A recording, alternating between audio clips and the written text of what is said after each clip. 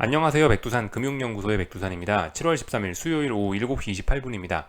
미국 증시 하락 마감에도 아시아는 비교적 선방을 한 모습입니다. 이런 걸 보면서 드는 생각이 요즘 달러 강세가 시장에 가장 눈에 띄는 트렌드잖아요. 달러 강세 때문에 원자재들이 급락하고 신흥국들이 박살나고 또 그리고 달러 강세의 원인이 뭡니까? 긴축 우려, 경기 침체 우려, 안전자산 선호 등. 그러니까 지금 달러 강세가 시장의 어떤 주인공인데 근데 이제 달러 강세가 조금이라도 주춤하는 모습을 보이면 이렇게 아시아 증시는 반등하기도 한다라는 거 그죠? 이런 걸 통해서 알 수가 있어요. 이 미국이 하락 마감했지만 뭐 아시아는 상승할 수도 있다. 뭐 이런 것들 그죠? 그럴 수도 있는 거예요. 이상한 건 없습니다. 그럴 수 있죠. 특히 그리고 반도체 지수가 어젯밤에 비교적 선방을 했는데요. 물론 중장기적으로 그게 좋은 그림은 아닙니다만 저항을 누적한 거라 좋은 그림은 아닌데 일단 그래도 버텼으니까 대만 증시와 한국 증시가 반등하는데 어느 정도 도움을 좀 주긴 했겠죠. 이런 점들로 인해서 오늘 아시아는 긍정적인 모습을 보였다 이렇게 볼 수가 있을 것 같습니다. 유로존은 지금 왜 급락하는지 모르겠는데 하여튼 유로존 오늘 조금 중요한 날이긴 하거든요. 이야기를 좀 먼저 해볼까 하는데 유로존 이야기 나왔으니까요. 독일 증시부터 좀 먼저 보자면 이렇다고요. 지금 유럽 증시가 이런 자리에 와 있습니다. 전저점 자리가 여기인데요. 여기서 이제 지지력 테스트들을 하고 있어요. 근데 보시면 지난 몇 거래일 동안, 지난 4거래일, 5거래일, 혹은 지난 8거래일, 10거래일 가까이 지금 여기 어딘가에서 싸우고 있는 거죠. 그러니까 지금 이 자리는 굉장히 중요한 자리란 말입니다. 이렇게 지난 며칠 동안 양봉 했죠. 그러니까 이게 뭐예요? 지지력을 이렇게 많이 확보했으면 이제 하반경 직성 테스트, 지지력 테스트는 그만해야 되는 거죠.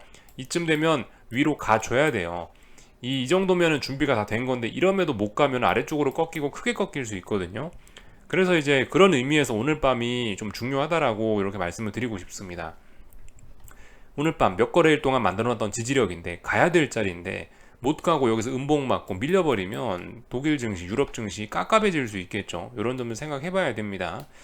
오늘 밤에 마침 미국의 물가지표 발표가 있잖아요. 여기 보시면요. 코어 CPI라 써있죠. 아마 한국 시간으로 밤 9시 반쯤인가 될 거예요. 이거가 어떤 이 유럽 증시나 독일 증시나 뭐 아시아 증시나 이런 걸 움직이는 어떤 재료가 되지 않을까 싶긴 합니다. 그래서 저런 부분을 좀 잘 지켜봐야 되겠다라는 이야기를 드리고 있고요. 어, 오늘 참 그 아침에 이제 제가 이 유로화 페리티, 유로화와 달러화, 1달러가 1유로다 이런 이야기를 좀 드리긴 했죠. 그거의 의미에 관해서 좀 제가 설명을 안 드린 것 같은데 여기 텔레그램에 괜찮은 메시지가 있더라고요. 그래서 S&P 기업 지역별 매출을 이렇게 보면은 이 중에 많은 부분이 유로존에 수출을 하고 있다라는 거. 그러니까 미국도 수출 많이 하는데 그 중에 많은 부분이 유럽에 들어가 있다라는 내용인데요. 강달러가 되면 어떻게 됩니까? 강달러가 되면은 유로존에 수출을 해봐야 환차 손을 받게 되죠. 그러니까 미국 기업들의 실적이 안 좋을 수 있다. 이런 이야기가 나오는 겁니다. 그래서 적당한 강달러 같은 경우는 미국 금융시장으로 달러에 유입이 돼서 뭐 미국 자산들이 좋아진다. 이렇게 볼 수 있지만 지금은 그게 아니죠. 지금은 어떤 긴축이란 재료 혹은 뭐 안전자산 선호라는 재료, 경기 침체 우려라는 이런 것들이 복합적으로 작용해서 나타나는 좀 과도한 달러 강세이기 때문에 이런 건 미국 기업들에도 여기 써 있죠. 당장은 다가올 어닝 시즌에 대한 부담감으로 작용할 수밖에 없습니다라고 이렇게 뭐 써 있습니다.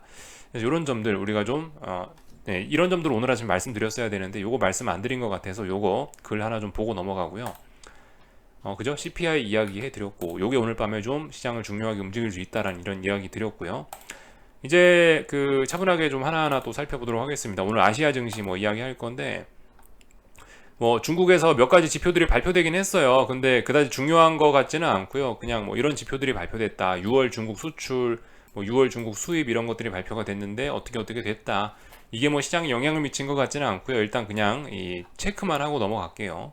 이런 일들이 있었는데 네, 이런 일들이 있었음에도 불구하고 일단 중국 증시는 일단 뭐 약세의 흐름을 일단 보이고 있다라는 거예요. 지금 사실 하락 추세 지금 그저 반등은 일단 끝났고 여기서부터 여기까지 올라오던 증시 반등은 끝났고 하락이 재차 시작이 된 건데 일단 저점 낮추고 양봉이긴 하고 상승 마감이긴 합니다만 아래쪽으로 일단 잘 가고 있는 거예요. 제 생각엔 중국 증시 같은 경우도 CPI 발표 오늘 밤에 있는 CPI 발표를 기다리고 있는 그런 모양이 아닌가 싶습니다. 그래서 사실 이런 양봉 만들어 놓으면 반등에도 이상하지 않고 다음날 급락에도 이상하지 않거든요. 아, 지표 발표 전에 쉬어가겠다 이런 의미인 것 같습니다. 근데 아무튼 중국 증시 별로 지금 좋아 보이지는 않죠, 그죠? 아무튼 중장기적으로 이렇게 하락 추세가 진행 중이긴 한 거예요. 이런 점들 좀 체크를 해봤고, 그러니까 이 어젯밤에 달러가 주춤했던 것이 이런 중국 증시 반등에 영향을 줄 수도 있다, 뭐 이런 식으로 생각하시면 되겠죠. 그래서 위안화 같은 걸 보셔도 오늘 그렇다라는 거예요. 달러가 상승을 주춤하자 이렇게 쉬어가는 모습을 보이기도 했다라는 거. 이런 걸로 인해 중국 증시 반등할 수도 있었는데, 근데 중요한 거는 이렇게 보시면은 조만간 이거 삼각 수렴형 넘어가게 생겼다. 그래서 좀 굉장히 위험해 보인다라는 이야기를 드리고 있죠. 이거 라인 꺼놓고 잘 보시면 될 것 같습니다. 이 정도 체크만 하고요. 일본 증시 같은 경우도 어때요? 얘 같은 경우도 이렇게 뭐 삼각 수렴형이죠, 단기적으로요. 지금 다 이래요. 지금 이 오늘 아침에 참 말씀드렸어야 되는데, 미국 증시도 이런 삼각 수렴형이고 한국 증시도 삼각 수렴형이고 결과적으로 다 삼각 수렴형입니다.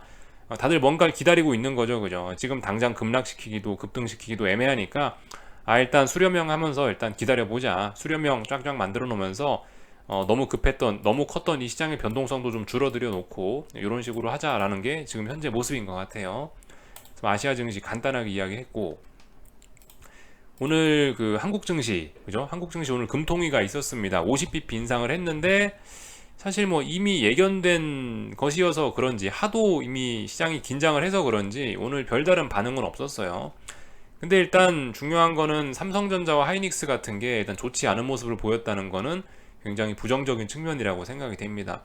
코스피 지수 자체는 그럭저럭 긍정적인 흐름이었을지 모르겠는데, 어차피 그잖아요. 이게 대장이 죽으면은 지수가 좋을 리가 없잖아요. 근데 대장이 좀 너무 약한 모습을 보이고 있습니다. 뭐 물론 요즘 거래량은 없고 이런지 모르겠는데, 이 어젯밤에 미국 증시하고 모양이 똑같아요. 그러니까 올랐다가 괜히 올라서 출발했다가 저항만 확인하고 밀리는 꼴이라 더 차분하게 빠지는 꼴이죠. 삼성전자 같은 경우 이 정도면 여기 쌍고점 거의 만들었다라고 봐도 될 것 같은데, 여기 고점 하나, 여기 고점 하나, 고점 낮아지고 있죠. 이렇게 되면 뭐라고 말씀드렸죠? 다음번에 장차 이 저점이 붕괴됐을 때, 다음번에 아래쪽으로 지지력을 테스트할 때 이 저점을 붕괴시킬 가능성이 높다라고 해석할 수 있다라는 이야기를 드렸죠. 그런 점들 잘 보시면 될 거예요. 삼성전자 58,000원 자리를 오늘 딱 일단 터치를 했는데, 58,000원 본격적으로 붕괴되면 이 56,000원까지 한 2,000원 거의 1,500원, 2,000원 가까이를 쑥 빠질 수 있습니다. 왜냐하면 이 자리는 지지력이 잘 없긴 해요. 그렇기 때문에 지금 58,000원짜리 지키느냐 못 지키느냐는 이 시장이 급락을 할 거냐 마냐의 어떤 키를 쥐고 있다라고 생각할 수도 있을 것 같습니다. 이 정도 삼성전자 정도만 보면 될 것 같고요. 오늘 코스피 같은 경우는 보시면 이제 생각보다 좀 양호했죠. 삼성전자 음봉인데 하락인데 코스피는 좀 양호하긴 했어요. 근데 그렇다라고 해도 여기다 대고 큰 의미를 부여하기는 좀 어렵고, 자세히 보면 삼각 수렴형입니다. 얘도 이렇게 아래쪽에서 올라오는 저점과 저점 연결하는 선 긋고 고점과 고점 연결하는 선 그으면 결국 삼각 수렴형이에요. 물론 아래쪽으로 좀 더 유리합니다. 하락 추세이고요. 하락 추세이고 오랜 하락 추세 진행 중인 거고, 그 와중에 여기서 이제 고점이 좀 많이 낮아지고 있기 때문에, 저점은 얼마 안 높아지고 있는데 고점이 좀 많이 낮아지고 있기 때문에 하락세가 아무래도 세긴 세겠죠. 이런 와중에 CPI 발표, 오늘 밤에 CPI 발표를 앞두고 이렇게 반등 시도를 한다는 것이 뭐 그다지 일단 증시에 긍정적이겠느냐, 일단 그죠? 약간 색안경을 끼고 보게 하긴 합니다. 하여튼 상승을 할 거면 312를 일단 넘어가야 돼요. 지금 저항이 하나 더 생긴 거예요. 예전에는 315까지 저항이 없었는데 이번에 312에 저항이 있음을 확인했으니까 다음번에 상승할 거면 311을 돌파한착 해야 될 겁니다. 그래서 하여튼 부담이 좀 생기긴 했는데 일단 뭐 지켜보자고요. 일단 양봉은 양봉이고 상승은 상승이니까 지켜보긴 지켜보는데, 일단 분위기는 별로 안 좋아 보인다는 거. 오늘 밤에 CPI 발표에 따라서 좀 방향성이 달라지겠죠.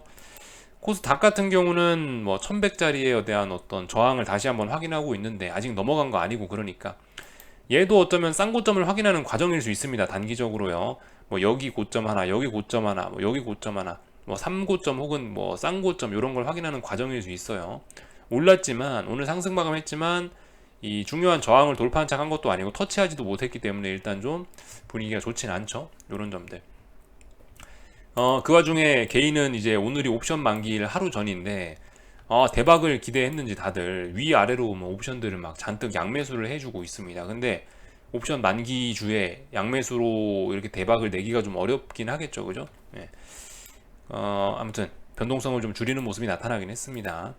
그래서 아무튼 오늘 이게 보시면은 이 전부 다 하여튼 수렴형이에요. 코스피고 뭐 변동성 지수고 전부 다 뭔가를 기다리고 있는 겁니다. 변동성 지수인데요. 코스피 변동성 지수인데 이렇게 얘도 삼각 수렴형이잖아요. 결과적으로 보면요. 그죠?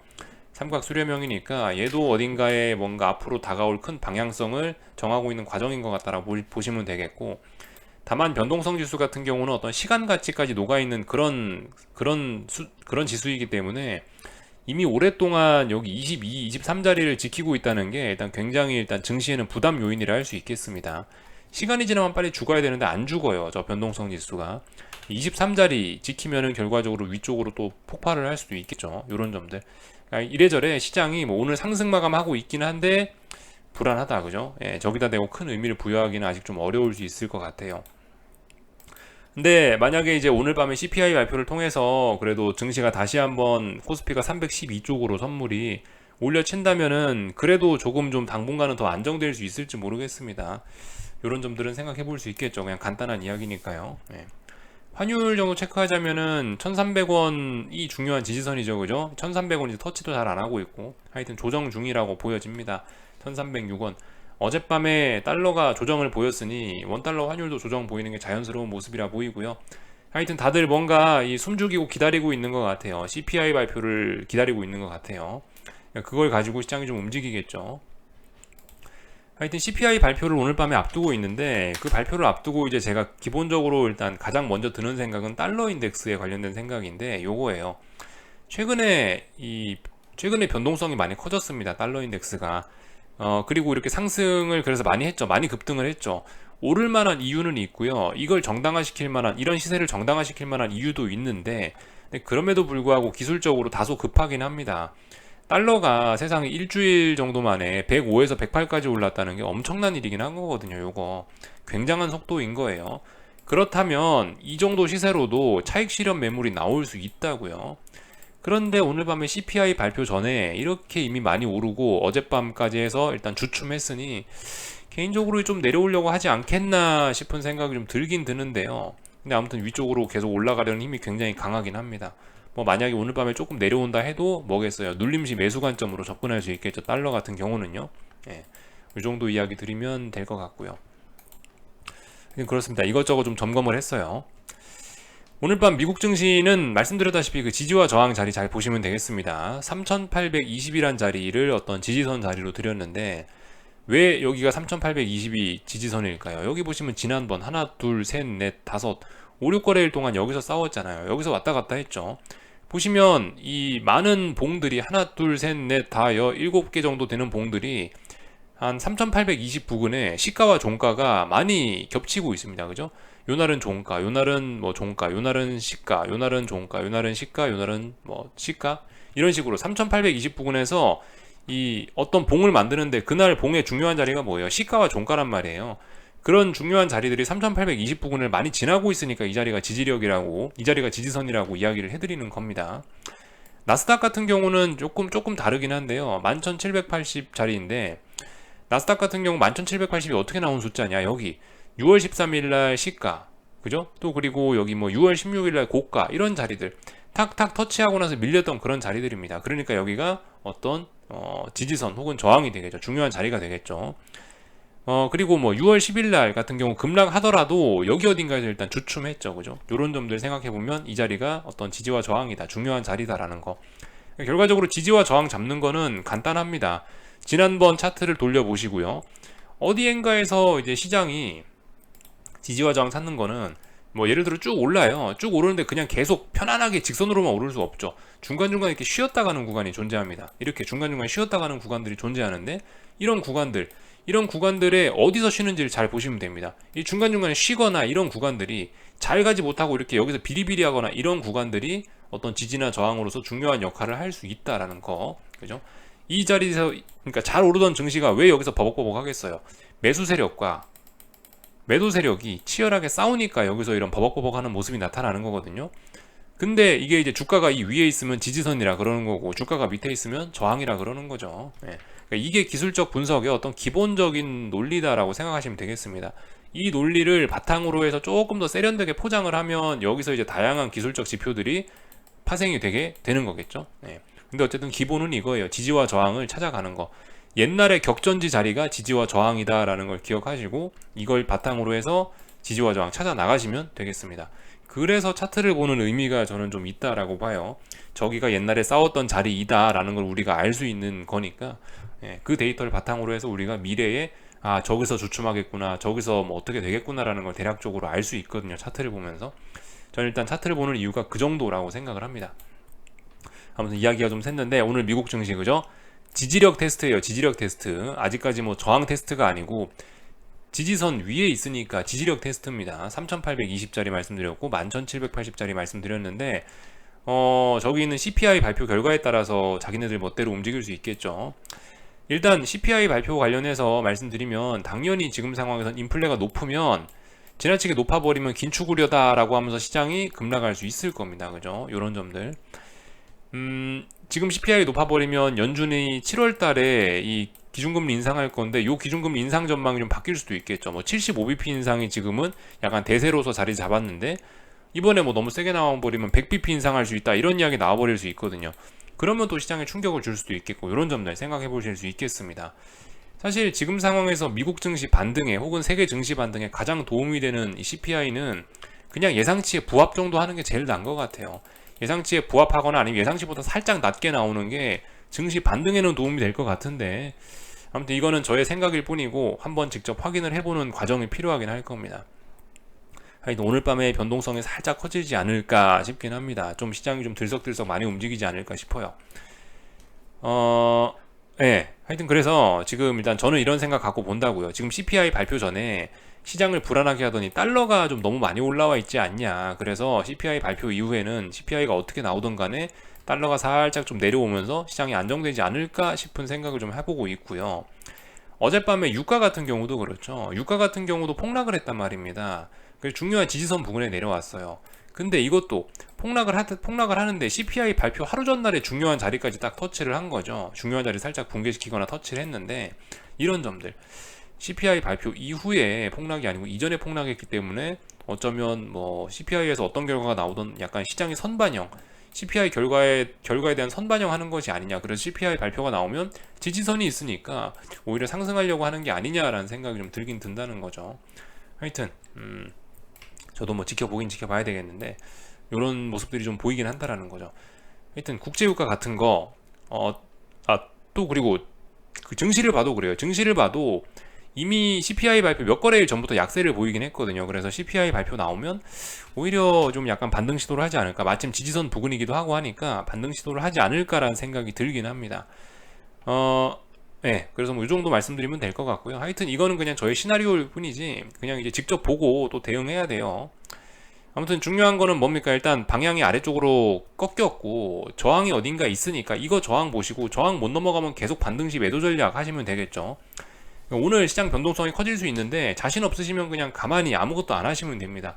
어떤 결과 나오고 아침에 움직이셔도 늦지 않다고요. 그래서 일단 이런 이야기 좀 드리고 하여튼 그죠? 국제유가 같은 거 95달러 테스트 하고 있습니다.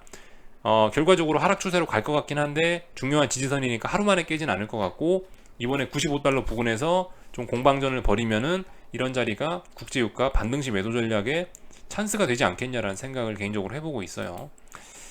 그래서 요 정도 말씀을 드리면 얼추 다 이야기를 한 것 같습니다. 보여드릴 만한 재료 다 보여드렸고 참 요거 하나 보여드리고 마칠게요.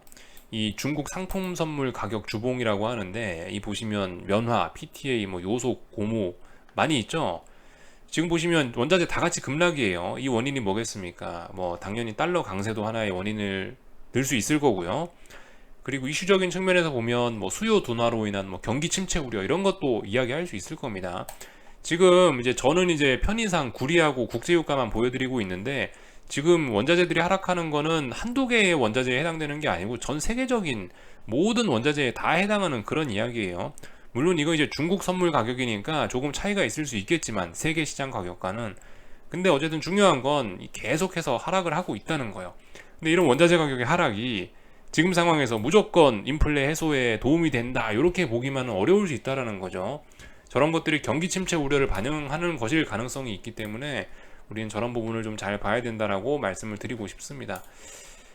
그래서 일단 뭐 요까지 하고 마칠게요. 궁금한 거 리플 남겨주시고 내일 아침에 뵙도록 하겠습니다. 여기서 마치겠습니다.